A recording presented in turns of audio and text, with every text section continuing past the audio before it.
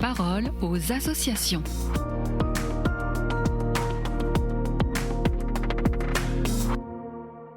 Bienvenue dans la parole aux associations. Aujourd'hui, je suis avec Monseigneur Hugues de Wallemont, le directeur général de l'Œuvre d'Orient.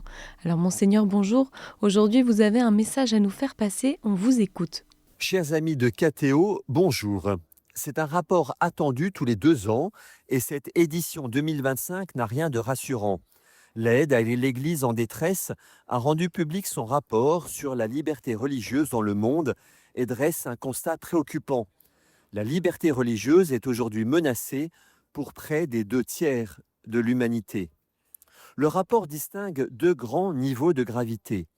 D'abord, les pays en persécution, au nombre de 24, où les violations sont graves et répétées, meurtres, confiscation de biens, atteintes massives aux droits humains.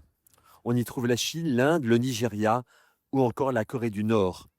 Puis viennent les pays en discrimination, 38 au total, où les croyants subissent plutôt des restrictions, limitation de l'accès aux lieux de culte, censure, inégalité.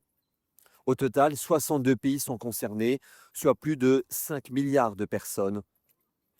3 grands moteurs de cette répression sont identifiés. D'abord, l'autoritarisme, qui s'étend désormais à plus de 50 pays avec la surveillance numérique et le contrôle des cultes. Ensuite, l'extrémisme religieux, notamment djihadiste, qui reste très actif du Sahel au Pakistan. Et enfin, le nationalisme ethno-religieux, quand la religion devient un marqueur identitaire de l'État, comme en Inde. Le rapport évoque aussi de nouvelles menaces.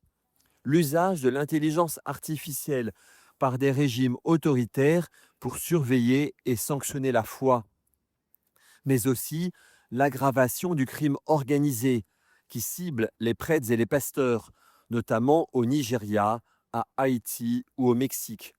Et enfin, la vulnérabilité des femmes, 2 fois plus exposées aux enlèvements et aux mariages forcés.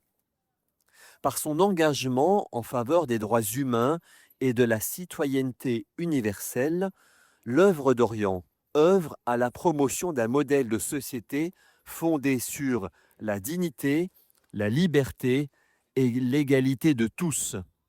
En soutenant la présence chrétienne au Proche et Moyen-Orient, l'Œuvre d'Orient contribue à préserver la diversité culturelle et religieuse, condition indispensable à la paix durable et à la stabilité de la région.